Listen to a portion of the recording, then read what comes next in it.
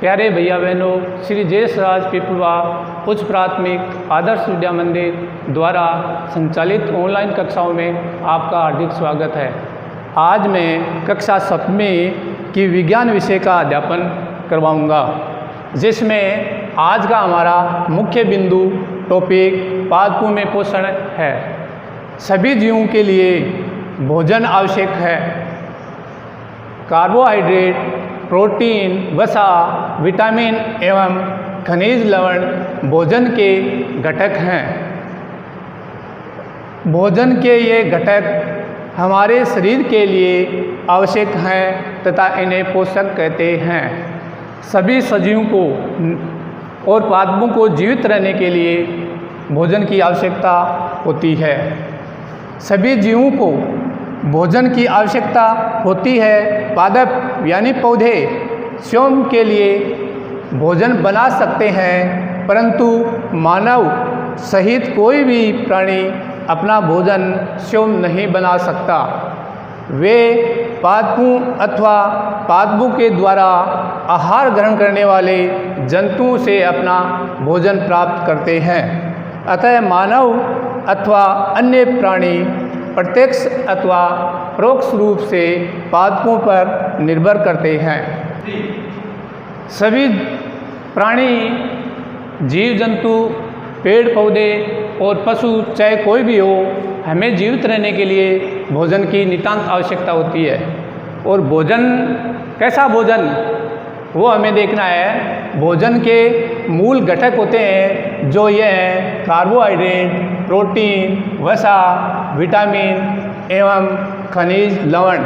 ये भोजन के अवयव हैं। इन्हीं के माध्यम से भोजन का जो शरीर को मिलता है वो पोषक कहलाता है। अब हम पादपों में पोषक विधि किस प्रकार होती है वो जानेंगे।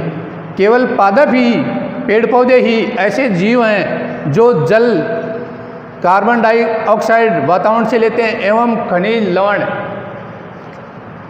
की सहायता से अपना भोजन बना सकते हैं। ये सभी पदार्थ उनके परिवेश में उपलब्ध होते हैं। उनके वातावरण में ये सभी चीज़ें मिलती हैं। पादपों में पोषण विधि, पादप मतलब होता है पौधे। तो पौधे वातावरण से जल लेते हैं, कार्बन डाइऑक्साइड गैस और खनिज की सहायता से अपना भोजन बना सकते हैं। अन्य प्राणियों में ऐसा नहीं होता है। ये सभी पदार्थ उनके परिवेश में स्थित होते हैं।